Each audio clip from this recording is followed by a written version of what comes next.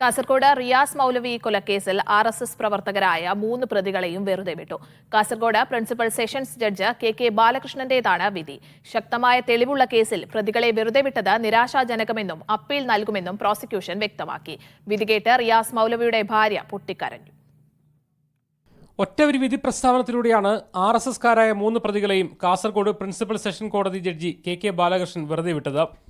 DNA തെളിവടക്കം ഹാജരാക്കിയ കേസിലെ വിധി തെറ്റായ സന്ദേശം നൽകുന്നതാണെന്ന് പബ്ലിക് പ്രോസിക്യൂട്ടർ പറഞ്ഞു. യഥാർത്ഥത്തിൽ കുറ്റം ചെയ്ത പ്രതികളെ കോടതിയിൽ കൊണ്ടുവരാനുള്ള പോലീസിന്റെ എഫേർട്ട്, അതിൽ DNA തെളിവുകൾ, ആ DNA തെളിവുകൾ ഒരാളുടെ മരിച്ച ശരീരത്തിലുള്ള ഇങ്ങനെയാണെങ്കിൽ എളുപ്പം കൊലപാതകം ചെയ്ത് രക്ഷപ്പെടാമെന്നുള്ളൊരു മെസ്സേജ് സൊസൈറ്റിക്ക് വരും.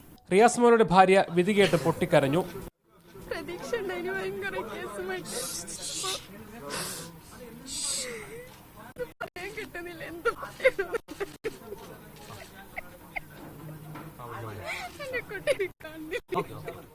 കോടതിയിൽ പ്രതീക്ഷ അർപ്പിച്ചിരുന്ന റിയാസ് മോളുടെ കുടുംബവും ആക്ഷൻ കമ്മിറ്റിയും കടുത്ത നിരാശയിലാണ്. ഞങ്ങളെ സംബന്ധിച്ചിടത്തോളം വളരെ വേദനാജനകമാണ് ഈ വിധി കേട്ടത്. കാരണം ഇത്രയേറെ ഭംഗിയായി കൈകാര്യം ചെയ്ത് അടുത്ത കാലത്തൊന്നും ഒരു കേസ് കാസർഗോഡിൻ്റെ കോടതിയുടെ ചരിത്രത്തിൽ ഉണ്ടാവില്ല എന്ന് ഞങ്ങൾ മനസ്സിലാക്കാൻ സാധിച്ചത്.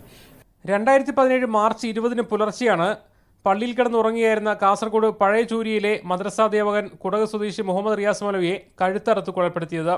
കേളുഗുഡയിലെ അജേഷ്, നിതിൻ കുമാർ, കേളുഗുഡ ഗംഗെ റോഡിലെ അഖിലേഷ് എന്നീ RS പ്രവർത്തകരായ പ്രതികളെ കൊലപാതകം നടന്ന 3-ാം ദിവസം തന്നെ പോലീസ് പിടികൂടി. കണ്ണൂർ ക്രൈംബ്രാഞ്ച് SP ആയിരുന്ന ഡോക്ടർ ശ്രീനിവാസിന്റെ മേൽനോട്ടത്തിലാണ് അന്വേഷണം നടന്നത്. സംഘപരിവാർ പ്രവർത്തകർ സാമുദായിക സംഘർഷം സൃഷ്ടിക്കുന്ന ലക്ഷ്യത്തോടെയാണ് കൊലപാതകം നടത്തിയെന്ന് കുറ്റപത്രത്തിൽ ആരോപിച്ചിരുന്നു. കേസ് പരിഗണിച്ച 8ാമത്തെ ജഡ്ജിയാണ് വിധി പറഞ്ഞത്. മീഡിയ 1 കാസർഗോഡ്. റിയാസ് മൗലവി വധക്കേസ് പ്രതികളെ വെറുതെ വിട്ട കോടതി വിധി നിരാശാജനകമെന്ന് മുസ്ലിം ലീഗ്. യാതൊരു പ്രകോപനവുമില്ലാതെ പള്ളിയിൽ ഉറങ്ങിക്കിടന്ന സാധുവായ മനുഷ്യനെ സംഘം ചേർന്ന സംഘപരിവാർ കാബാലികർ കൊലപ്പെടുത്തി. കേസിന് ഈ ഗതി വരാനുള്ള കാരണം പോലീസിനും പ്രോസിക്യൂഷനും സംഭവിച്ച വീഴ്ചയാണെന്നും മുസ്ലിം ലീഗ് സംസ്ഥാന ജനറൽ സെക്രട്ടറി PM A. സലാം പറഞ്ഞു.